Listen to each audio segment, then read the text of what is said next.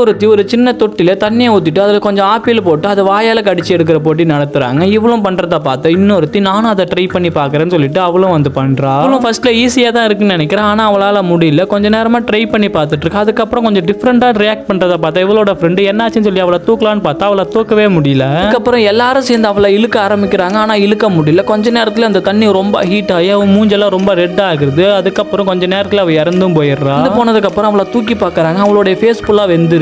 போலீஸ்க்கு இன்ஃபார்ம் பண்ணிடுறாங்க. போலீஸ் எல்லாம் வந்து என்ன ஆச்சுன்னு சொல்லி தேடி பார்த்துட்டு இருக்காங்க. அவருடைய ஃப்ரெண்ட்ஸ் எல்லாம் விசாரிச்சுட்டு இருக்கும்போது இந்த போலீஸுக்கு மட்டும் ஒரு டிஃப்ரெண்டான ஒரு சின்ன பைய கிடைக்குது. அது என்னன்னு சொல்லிட்டு சரி அதை எடுத்து வச்சுக்கிறாரு. அப்படியே கட் பண்ணா இங்க ஒருத்த அவனோட வீட்டில் இருக்கிற பிரிட்ஜை ஓப்பன் பண்ணி அதுல இருந்து ஒரு சாக்லேட் எடுத்து சாப்பிட்றான். சாப்பிட்ட உடனே ரத்தமா வருது. என்னடான்னு சொல்லி வாய்க்குள்ள கையை விட்டு பார்த்தா அதுக்குள்ள இருந்து ஒரு பிளேடு வருது. கொஞ்ச நேரத்திலேயே ரத்த வாந்தி எடுத்து அங்கேயே மயக்கம் போட்டு இறந்தும் போயிடுறான். இதை பார்த்து இவனோட ஒய்ஃப் கத்த ஆரம்பிச்சிடறாங்க. அதுக்கப்புறம் போலீஸ்க்கு இன்ஃபார்ம் பண்ணிடுறாங்க. போலீஸும் வந்து சர்ச் பண்றாங்க. இங்கேயும் அதே மாதிரியே ஒரு மர்ம பை சின்னதாக கிடைக்குது.